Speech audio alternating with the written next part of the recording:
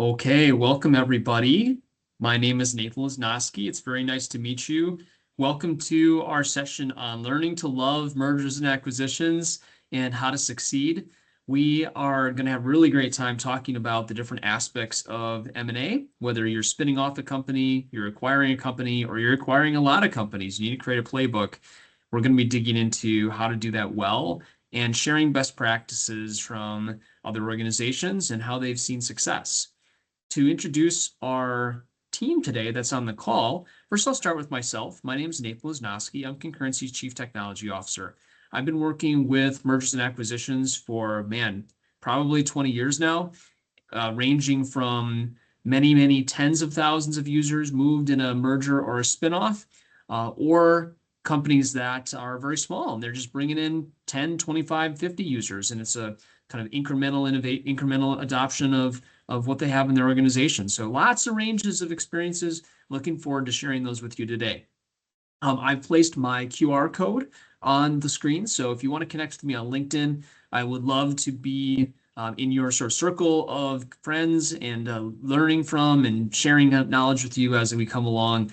We're pretty active in the community around technology, so would love to have you be able to receive that content.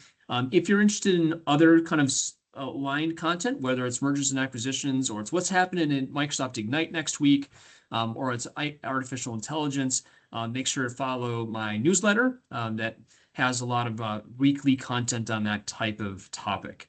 But then I'd love to introduce also Ed Kopp. Ed is from Rockwell Automation.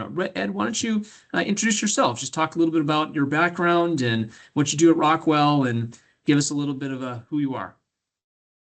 Thanks for the intro, Nate. My name is Ed Kopp. As Nate said, I am the technical lead for our end user experience at Rockwell Automation, specifically focusing on our collaboration space. And what that means is that the tools that our team members at Rockwell use for communicating, collaborating, working together more effectively, that falls into our team's space. So that's a lot of the Microsoft 365 tool set, leaving out things like Dynamics, but kind of all of the collaboration stuff. Our phones, our video conference equipment are the things that our team supports. And as we'll talk about going ahead here, like Nate, I don't have quite the 20 years of M&A experience, but we found ourselves recently in a situation where we had to go through this journey of doing these repeat M&As, and we can talk about what was our approach and how it changed pretty dramatically beginning in 2021, and then kind of the effort that we did with Concurrency 2022 forward, and really had a successful program bringing a lot of companies into the fold in a short period of time. So looking forward to talking about that with you. Awesome. Thank you, Ed. And then the last person to introduce on this conversation today is Kurt Spitzner. I don't have his intro QR code up there, but Kurt is a delivery director for Concurrency that spends most of his time helping companies with succeeding at these kinds of efforts. So I don't know if, Kurt, you want to just give a little bit of your background. What are the kinds of things that you spend time doing when we're going through mergers and acquisitions projects? Yeah, for sure. Thanks for having me, Nate. And it's a great topic. I'm Kurt Spitzner. Been involved in M&A projects and delivering them to customers like Ed here at Concurrency for the past 7 years, and have about 20 years of experience managing different teams in B2B and IT operations in a variety of different industries. Our role is ultimately to partner with customers like Ed to get the job done, whether that is bringing two companies together or carving out a company and ultimately making sure it's as seamless of an exercise in keeping people working and doing their job through these sometimes challenging technology transitions is the name of the game. Awesome. Thanks, Kurt. Okay, so what are we going to do in the next hour? First, we're going to frame up mergers and acquisitions. Many of you probably already have some background of what this means. Maybe some of you have never been through one before. You're not sure what to expect, or you have one coming up and you're not sure what to do with it. We want to frame up what these look like, what are the characteristics of different modes of going through an M&A, and what do you need to think about as you're getting started with it. Second is we will talk about operating principles and tools. What are best practices that we've seen around navigating the M&A process? What principles should you have in place that help define success? And especially, we're going to spend some time on the kinds of projects that Rockwell went through, that Ed was leading, and the ways that he organized those teams to be successful and what you can learn from it. And then finally, we're going to talk a little bit about how you get organized in your organization to be able to drive actual progress. And whether you're spinning off a company or you're acquiring a whole bunch of companies, you're doing a major merger, we want you to be able to get organized and see success. Now, throughout this, I would love for you all to use liberal use of the chat. With us having the opportunity to have Ed on this call, this is a huge blessing for us to be able to have him be able to be on the meeting, be able to answer questions. I don't want this just to be us speaking to you. We'd love for you to be able to ask your questions that you have to Ed. And if it's content that we're already answering in this, cool. If it's something that he can answer off the cuff or we can answer off the cuff, we would love for you to ask those questions. So you leave this session with the knowledge that you're hoping to leave with. So please take advantage of that. We will be monitoring and responding to those chats as we go along. Okay, so let's start with a little bit of Rockwell Automation's story. Now, Ed, I'd love for you to walk through like, holy cow, like that is a lot of acquisitions. Just talk through a little bit about reintroduce Rockwell to everyone. I'm sure most companies that are in the manufacturing space, especially have had some background in Rockwell, but especially with you going through a whole series of acquisitions. I mean, you look a lot differently even now than you did 2-3 years ago. Reintroduce them and then talk through a little bit about the nature of maybe not every one of these companies, but kind of talk through the nature of the acquisition stories. Yeah, I'll talk about the overall theme to what you see here. And you're right, there's a long list. And I'll start by saying, historically, well, Rockwell is kind of a serial acquirer of companies. And historically, we have taken a laissez-faire approach to our mergers and acquisitions. And what I mean by that, not in a derogatory sense, but essentially we would acquire companies and we acquire them for a specific reason. They, add something to our portfolio, et cetera, and they have a purpose to, meet a financial target to Rockwell to add or augment to our business, and they have targets to meet as part of the M&A. And the laissez-faire part was we did not want back office operations to interrupt, interfere, et cetera, with that acquisition's objective of adding value to Rockwell Automation, which often is a very aggressive target. And that changed with the acquisition of Plex in 2021, where Plex was Rockwell's largest acquisition to date. And it was the first time, I've been with Rockwell for 12 years.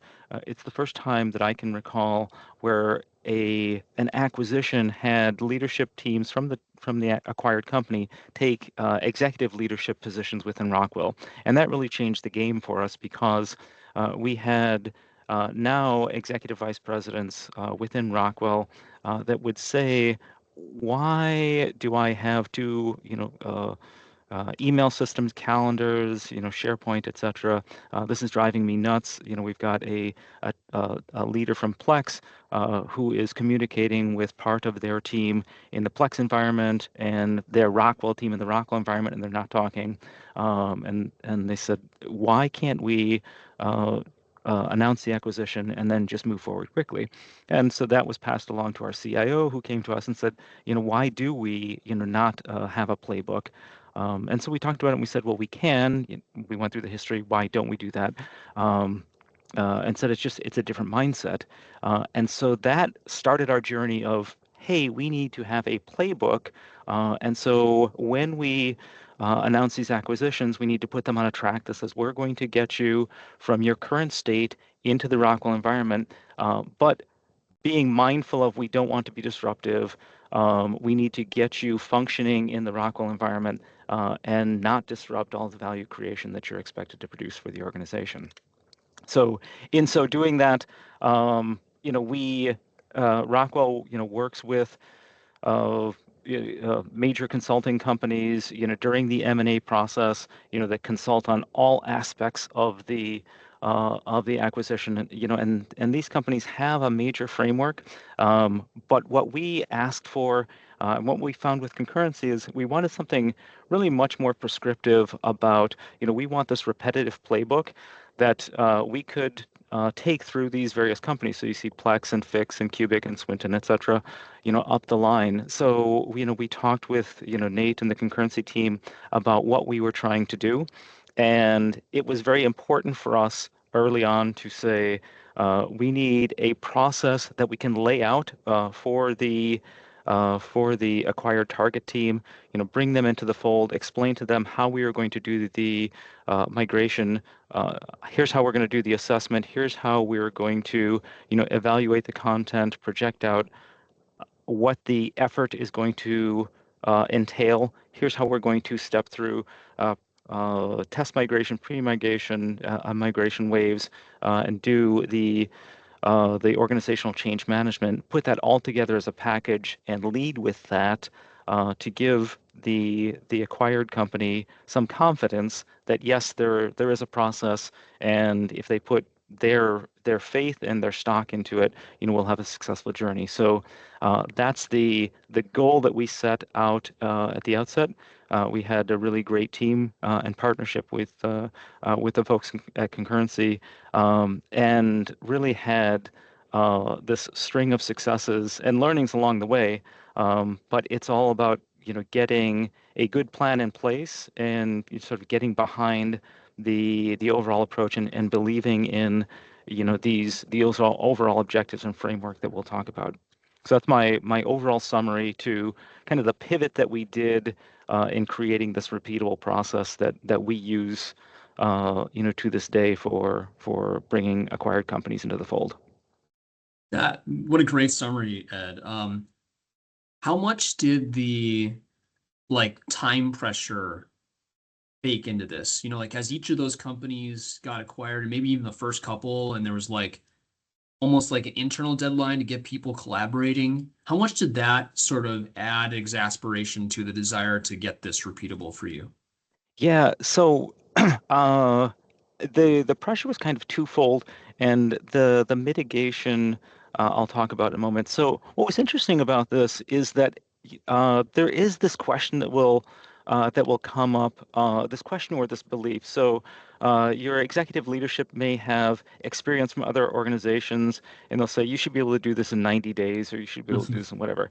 And especially if you haven't gone through this, or if that has not been your practice, and that your leadership has some experience, you don't know anything about their playbook that they used before, or what their approach was, and they're just expecting, well, I did it before, you should be able to do the same. You don't know if you're comparing apples to oranges. That part, is a little bit of a stressor, and is a little bit anxiety producing. As I talked about, at the outset, we, work with these major consultancies, that consult on all aspects of the M&A. And what was interesting, I won't name names, but, there's, programs that'll talk about, okay, for this, we want to engage in this, 8-week discovery and this, this long process, et cetera, which was really sort of counter to what the leadership team was asking, which was, okay, but I want to know now, what is, the time frame, and how we approach that, Nate, with your team, is to lay out, okay, what does like a sample migration look like? We envision for ourselves what are the things that we know we have to touch base on. So, we know that we have to do a mail migration. We know we have to do mail forwarding. We know we have to address calendars, shared content. We know we have to go through organizational change management. And so we created this plan and then, took the organization through that. The first ones, it was a bit of building our own confidence, and here's where having a partner that has some experience, but also kind of the willingness to talk kind of hands-on details, which I will stress is really, really important.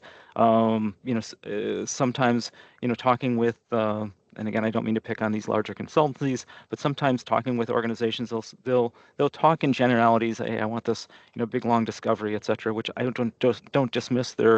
They are very important, but you ultimately you want to get invested in, do I understand the plan? Do I understand the details and the mechanics? Because invariably, you have to have confidence in your own capabilities. We understand, how to do mailbox moves, et cetera, even if we haven't done it, at this scale, but we understand the concept and the process. And does the plan make sense in a way that I can explain it to others? And that I can explain a plan and commit to a plan to our leadership team. So kind of a long-winded answer to the stressors were um, high, and for us the way to address that was to say, okay, here's the approach that we're going to take, and invariably don't discount or rule out, is to say, okay, you can do this in 90 days, but let's talk about the change management that is required to go through that.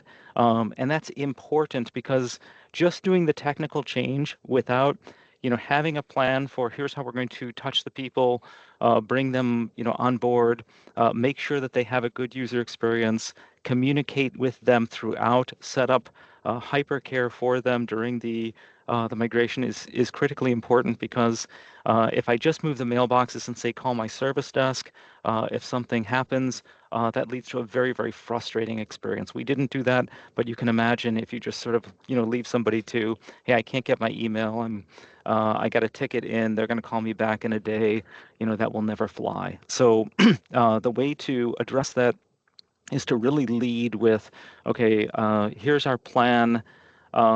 Here's what a standard migration should look like. Here's the steps, and here's what we have to do to get started.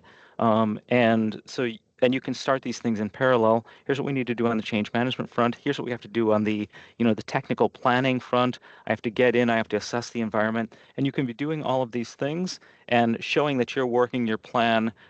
You're getting the data that you need, and you're planning for the migration. You're hitting the milestones that you talked about in the plan. That buys you credibility in order to continue. Ultimately, what the organization wants is, hey, I'm going to get to the place that I need, and I have confidence in the team that's running this. Well said. And thank you for starting to go into some of the things that powered success. Anything you already touched on a couple of these, understanding of the timeline, setting expectations, maybe hit on a couple of these other aspects of what made your migration successful. What are the kinds of things that you had to be thinking about in advance? Yeah, so and thanks. I did do a little bit of a preview of this. So let's just talk about the main themes here. The clear and understanding of the end game is really important because that's your communication to your executive leadership, and it's important. I said at the beginning, making sure that you understand and are sort of deeply entrenched in the plan, and you have command over all of the mechanics, which have multiple threads to it. So this the technological thread, the change management thread, the communications, etc. And the overall goal, it's important to to have that at the outset. Also to be aware and to be able to communicate. This is what's staying the same. This is what is changing, and especially where you have things, that where there is a change or where you're going to have to do something differently, whether that's a temporary change or a pivot. It's important to communicate those at the outset, and that's where having your contacts in the acquisition company that are working on your behalf as champions, and that can share that message are super important, to be able to say, hey, this is going to be different, but this is how it's going to work for you. What you don't want to have is folks to say, you didn't communicate that to me, I didn't understand that, etc. Let's where we've got instances where we're going to need you to take an action, we're going to need you to do something different. Let's talk about that and give them a communication give them a work plan. Here's how you're going to get through that. We have anticipated, what your hurdles are going to be, and we've got a plan to get you through that. So that is taking that. Here's what I want out of the integration, which is minimal disruption, bringing them into the fold, allowing them to continue to work and create the value, and have them be part of the organization. And then, understanding what that means from a change management perspective. In terms of the middle pieces, like understanding the tooling, and then creating the timeline. Here's just a plug for, we had a lot of success with our concurrency team. I will say I get a lot of value out of having technical experts, who really understand, the mechanics, because you'll be in the depths of this, and your team has a good understanding of what's happening in my M365 environment, but maybe you don't have so much experience on what does it takes to assess a Google environment, which we've got a couple of those, or what do I do with the discovery and the migration planning, and having the ability to take in our case our SharePoint engineer and our Exchange engineers, and partner with our consulting team, the good folks at Concurrency, and say, okay, here's how we're going to create that plan, and step through the details of that work plan. That is really important. Do take the time to understand what are the capabilities of the tools. Over the course of time, we have used a number of different tools, and so the one that we use most recently is Quest. It's a very, very good tool. ShareGate is out there, BitTitan, and they're all capable.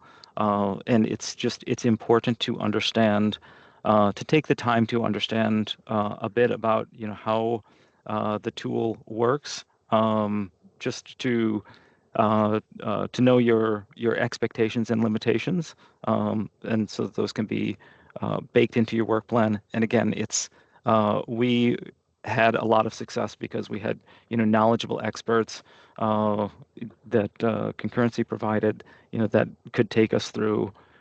Here's how those tools worked, and that is ultimately what we baked into our playbook so that we could create this repeatable process. Yeah, I felt like from project 1 to like project 6, there was a much clearer understanding of the relationship to the tooling and the roles, like who was doing what, and the skills on your team to perform more actions. I thought that was like a really great, like just seeing it, okay, first project they're learning, second project they're learning more, third project they're starting to do it themselves, they know the tooling and so on. And I thought that was a really great sort of expression of this taking hold. Like it's one thing to write it down, it's another thing to have a team start to participate and learn and do, and then gain confidence in it. Yeah, certainly, going back to the start of this, where we, as serial acquirers, needed to build up some of this capability. It was very nice to partner with the Concurrency team, and as Nathan said, we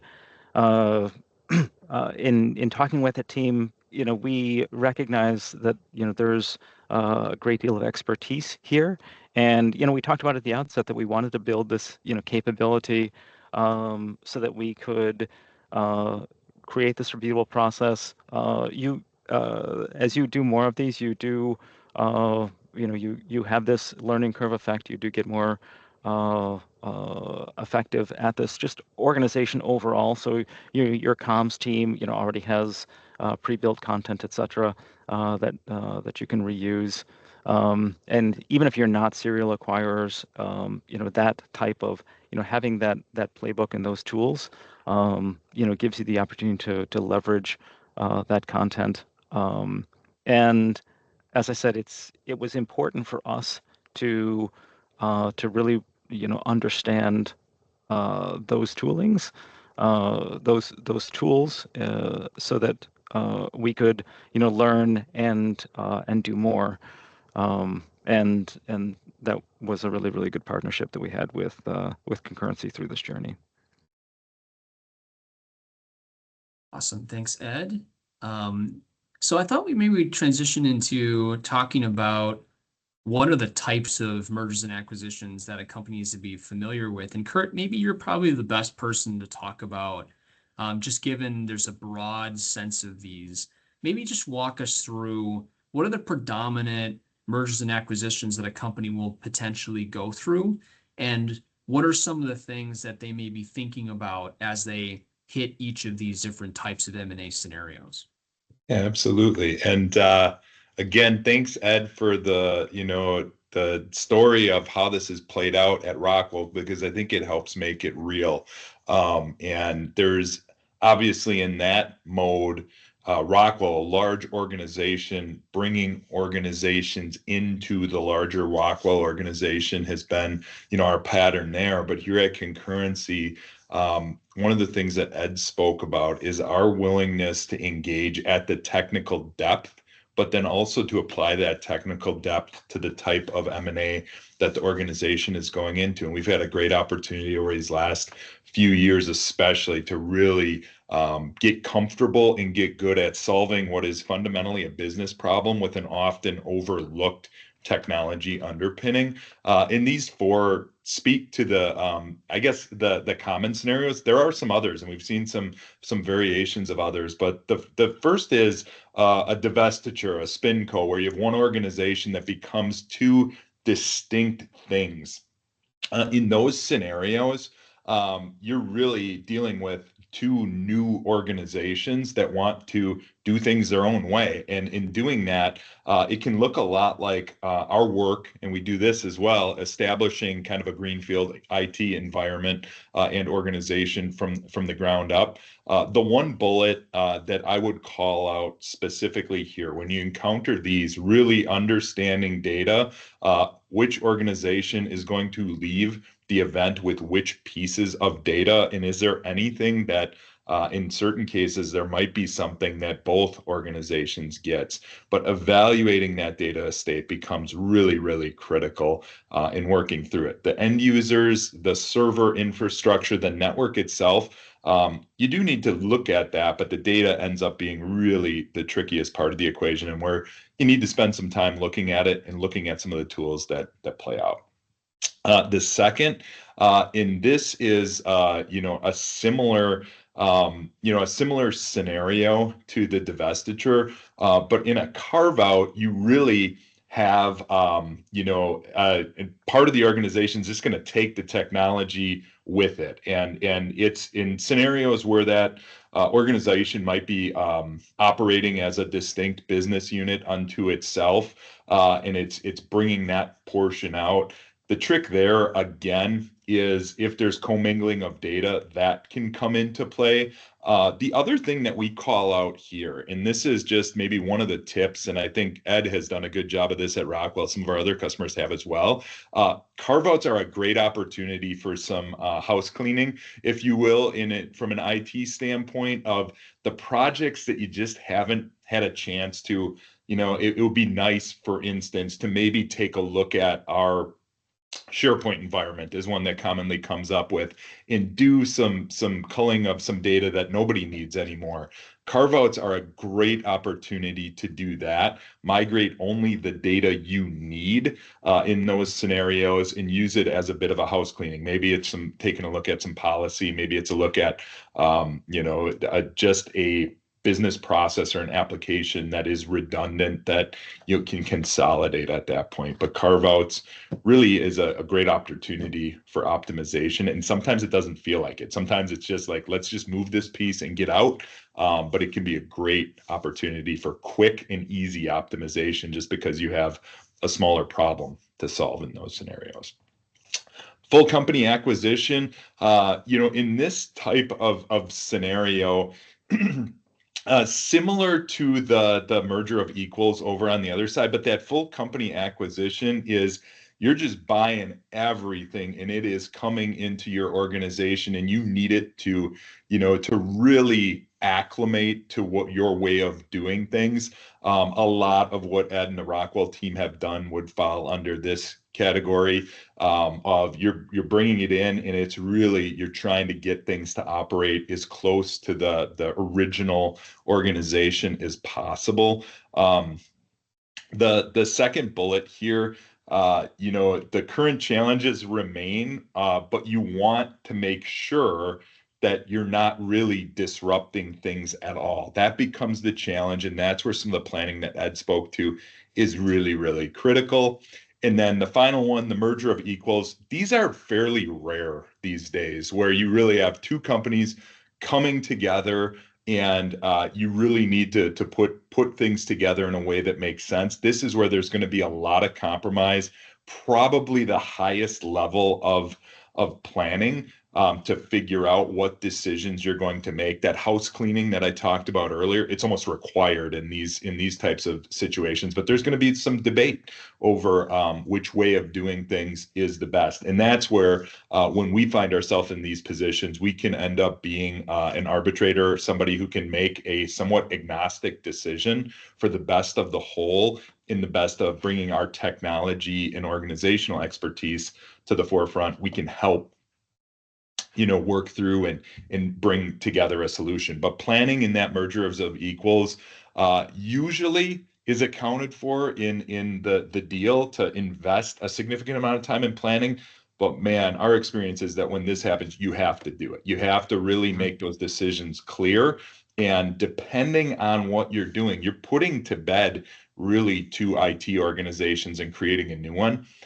That is a scenario where the planning becomes really, really valuable, because at the outset of it, you're ending up with a larger organization. Your purchasing power, your opportunity for cost savings and efficiency is probably the biggest in all of these scenarios. So that merger of equals is going to take a little longer, plan it the right way, but you're going to have some opportunity for some great outcomes on the back end to really consolidate infrastructure, obviously, and make it easier for your teams, both end user and inside the IT shop to run it. Well said, Kurt. Okay, so let's take a second to walk through the M&A life cycle. I think this is important for everyone to understand just sort of where you are in the process.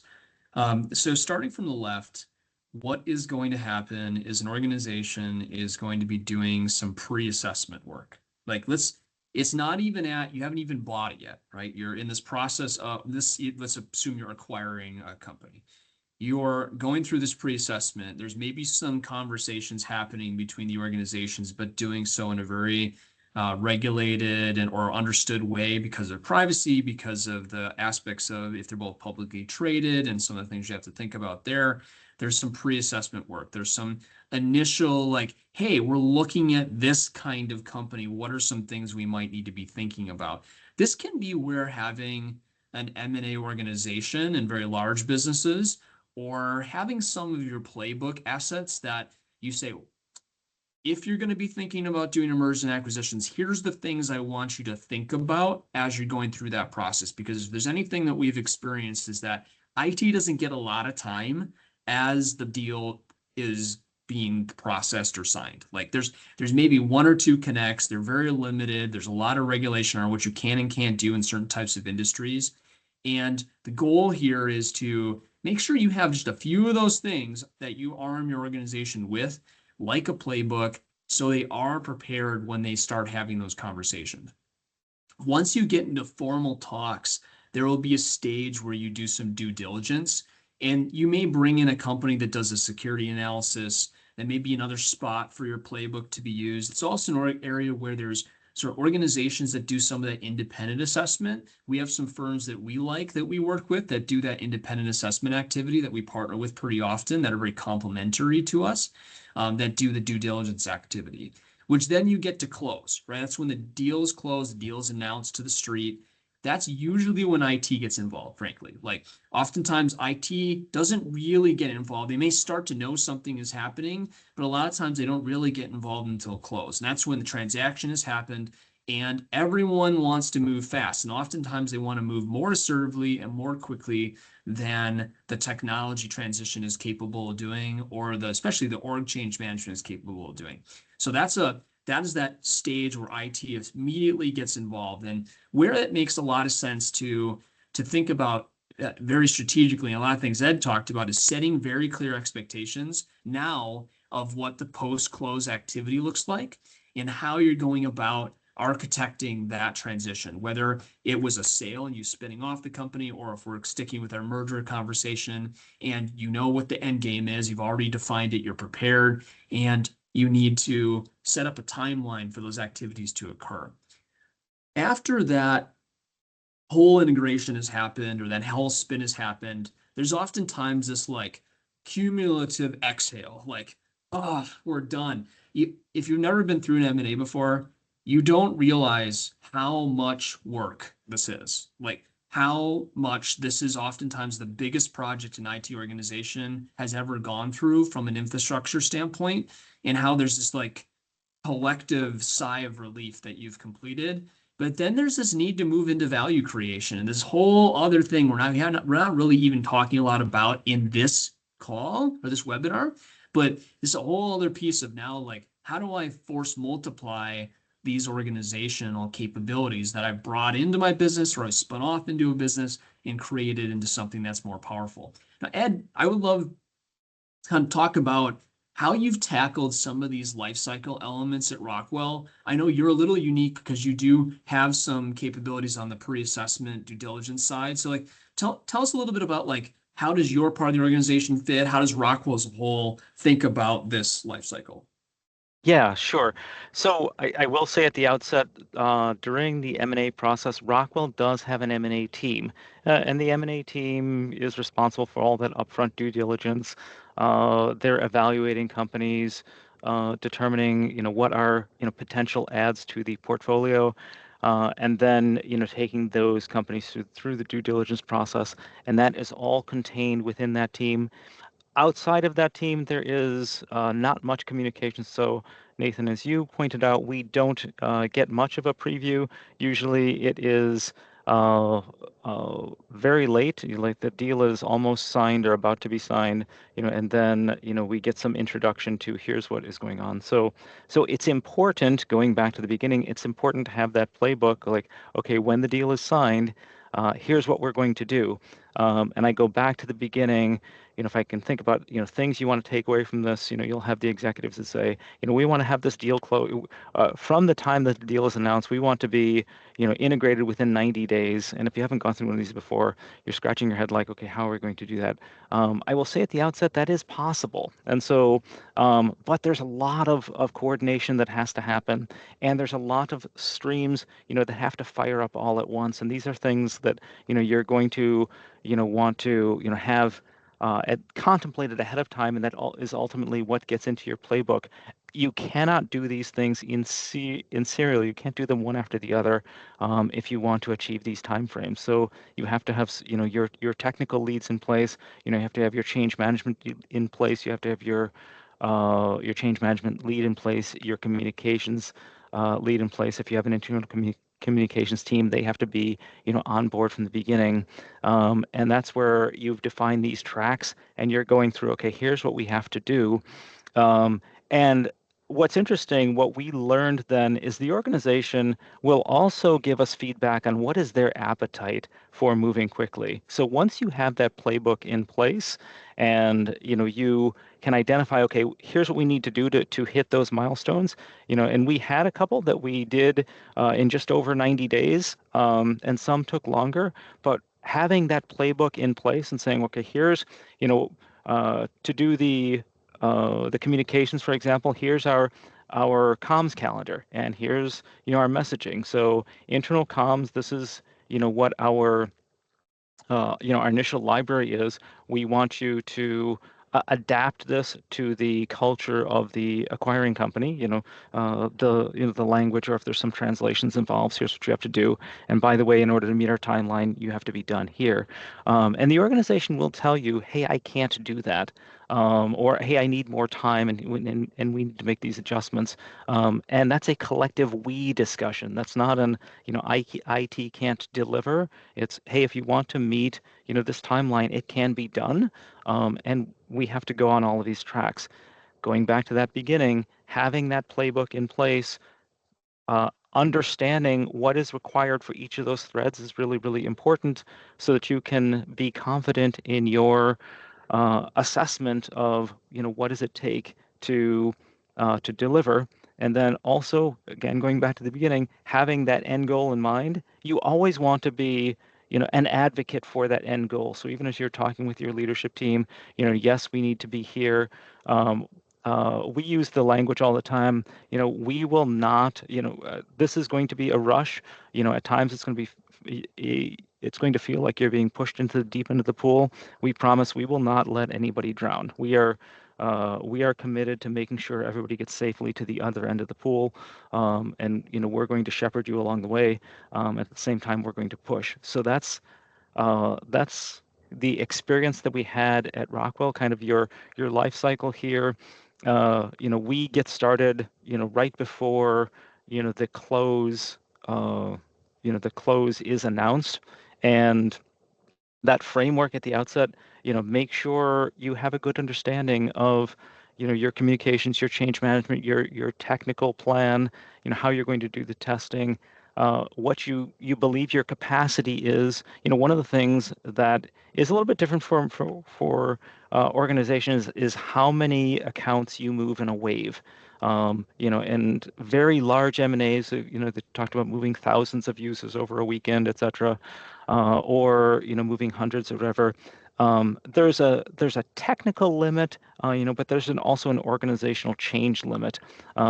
We err on the side of we want the migrations we want them to occur as quickly as possible. So, we do not want to stretch, migrations out over a couple of months. At the same time, we don't want to be so, compressed that, the migration cycles that are running, they're straining to, finish in the allotted window, and content is not ready when folks show up. So that has to be part of your calculation in terms of what the organization can endure. But for sure, you want to err on the side of shorter rather than longer, because in that transition period, you have folks in the old environment and on the new, and there's some strain involved in that. So be as assertive as you can, um, in terms of what fits into your window, and then plan for how do we support people during this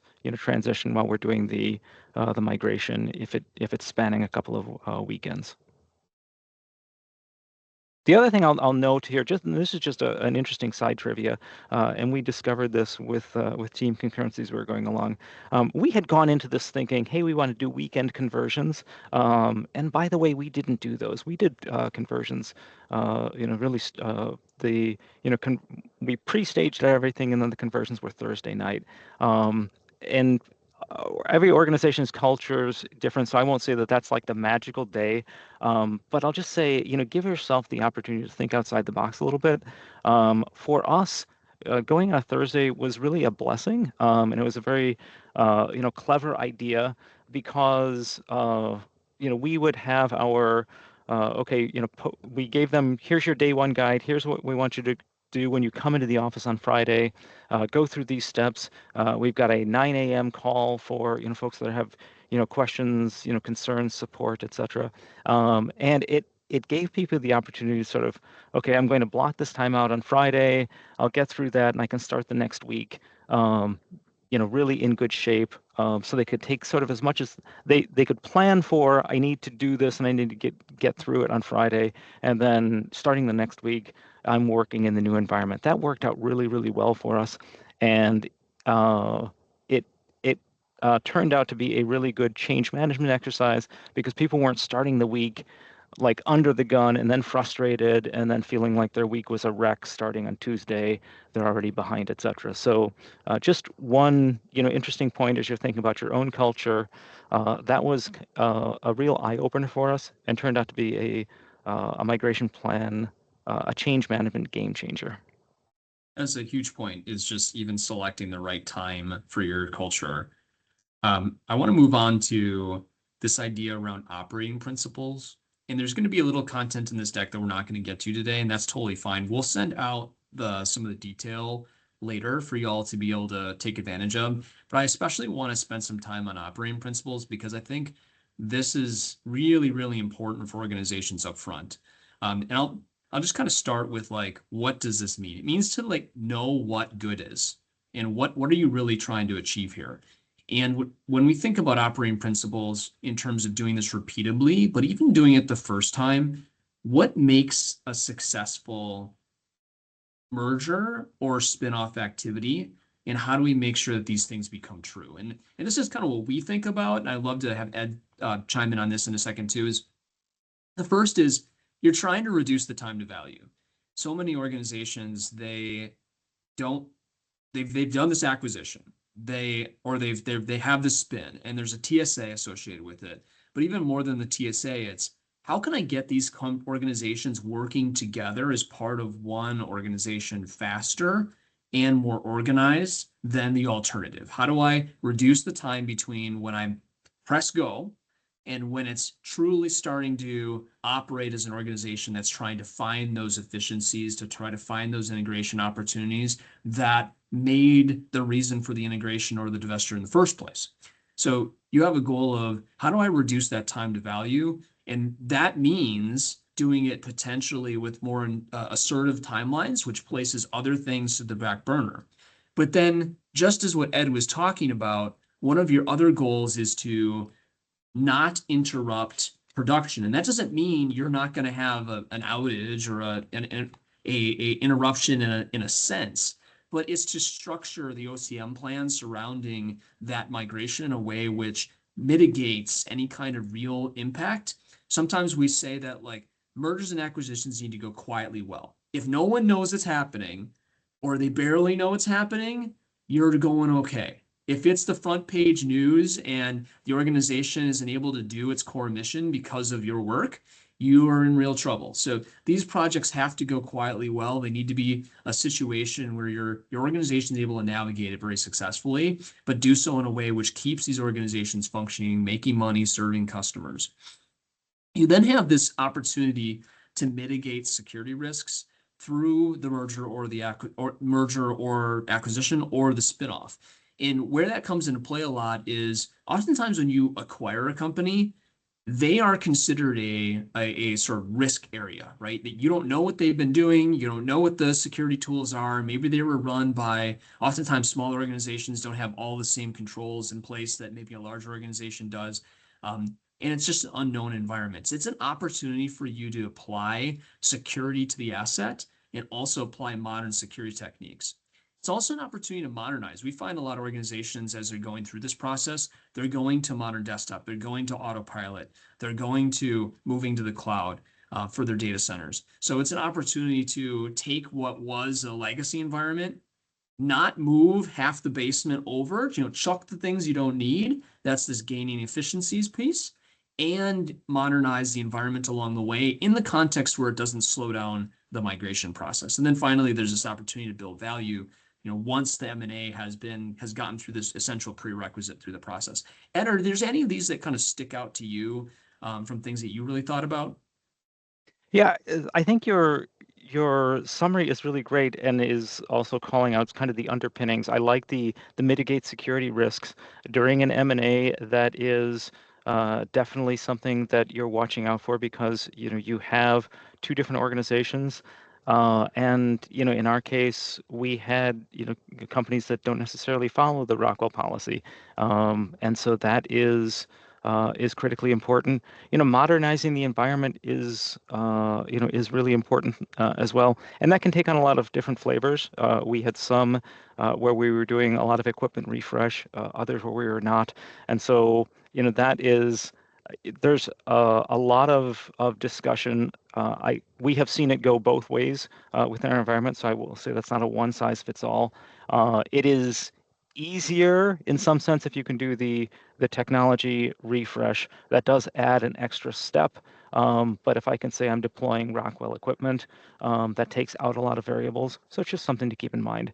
So again, kind of there's not like one singular path, but each of these, there's some wins and puts and takes of wins and losses along the way. So um, it, I would say definitely things that are for careful consideration. If you want to advocate for things, definitely, no one is ever going to, advocate for not having good security principles. So, be mindful of that, and make sure that's, part of your plan. And then, make sure that regarding that modernizing the equipment, that is part of the overall plan. I see a question in the chat about, what are the metrics. I won't, we can go into that more completely, but I would say that is one of your metrics is, what is, the integration and the alignment with the, in our case though, our Rockwell standard infrastructure, what is our progress to that? Awesome. Thanks, Ed. Okay, so I'm going to hyper move through a couple slides here. I want you just to see what's in the deck, and then you can get access to this as a follow-up activity. And then I want to spend a little time on like couple things I want you to be aware of in getting started for this. So getting organized, realize that when your organization thinks about integration, especially from the executive level, a lot of times they're thinking about this collaboration and community, especially collaboration. Can I email the person? Can I share a file with them? Maybe they're thinking about them, they're using the same kind of desktop experience that we are. But much broader than that story is the identity, the security story that Ed just talked about, the data center and network story, the applications and data that need to be integrated. Oftentimes that's all happening in a concurrent fashion. All these things are moving alongside each other. And there's a lot to consider inside of each of those lanes. So oftentimes what we find is that companies come to us saying, oh, we got to get this done. We have a 3-month timeline. We have to get email integrated, and that's fine. Like maybe that's the first thing that happens. But oftentimes we then see, wow, this is a much bigger integration story than we really expected it to be. There's a lot more we have to be thinking about here to do this right than what we perhaps expected. And that's where you have to be able to set those expectations with your organization of what are the cost controls, what are the things we need to be budgeting for, what is the timeline. So they have awareness of what the end game is that you're working for, because sometimes what we're seeing now, and this happened a lot, throughout the like 2022, 23 kind of time frame, was there's some organizations that did acquisition, they integrated the collaboration and communication, and they didn't do anything else. And they're sort of, or maybe even they left collaboration on its own still. And there's a lot of cleanup. So you might be one of those organizations sort of still stuck in that state. You have a bunch of acquisitions, but they never got integrated. And you're like, shoot, like we never really got all the way through. So that would be one of my big things to think about is make sure you follow through on the swing. Don't leave the environments just out there unless you're an organization that is more like not only are you a serial acquirer, but these organizations are built to be able to be spun off later. There's some situations where you may never actually integrate them. They're just kind of a holding company. And that really represents a different kind of technical integration story. So think about these. We can go into these in more detail, but it's important to know that these lanes exist. Also, Ed spoke a little bit about tooling. You're going to need tooling with the rare exception of when you're doing sort of tenant integration and you're not really merging, you're going to need some tooling like Quest or BitTitan or ShareGate to be able to move different parts of the environment, as well as with like an Azure migration if you're moving out of an existing data center. And that happens a lot with acquisitions.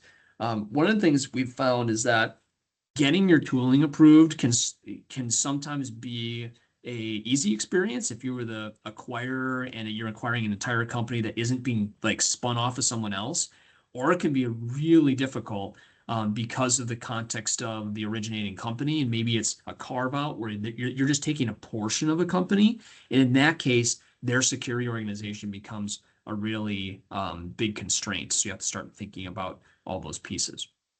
So we have some content about tooling. We have some content about using our migration automator, which is something we've put a lot of effort in over the last couple of years. So you can take some time on that. An example of a migration wave, this was really, I think, a useful tool to help people understand, like, what does a migration wave look like? How soon do we communicate with them? Well, the answer is there's a lot of pre-work to do it well.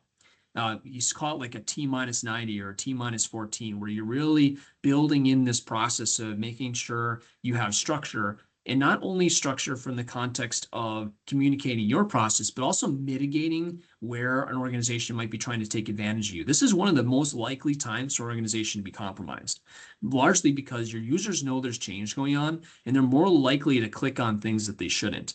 So it's an opportunity for you to really be clear about what is communication coming from you and what's communication that isn't coming from you, and they need to ignore.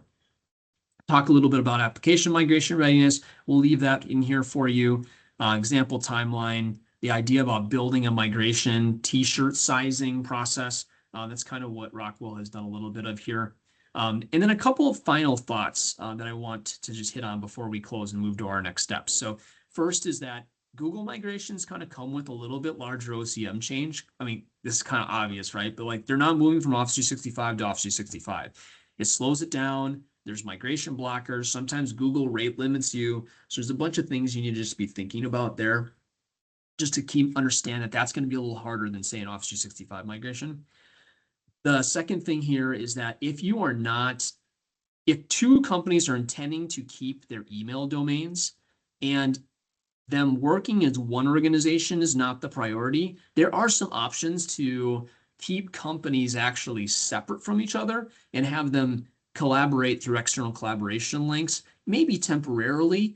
There's pros and cons to this. You really don't gain the efficiencies of an overall organization working together. It's very common among organizations that want to be able to spin someone off later. Not very good for organizations that are trying to like form one company culture. And then the last thing here is that spin-off scenarios are the biggest opportunity to do things more efficiently, because you're literally creating something from the ground up. Like, you're building the entire IT environment from scratch. It is a significant activity, but it's also one of the best places to really gain some ground on what could be done better in the environment. So how to get organized. We talked about most of these already. Have a clear environment plan, frame the integration, build a playbook so you know what the channel is going to look like. Don't underestimate the cost or timeline. This is something we see people do all the time. They go into this process of doing an M&A. They underestimate how much work it is. They underestimate how much time it's going to take.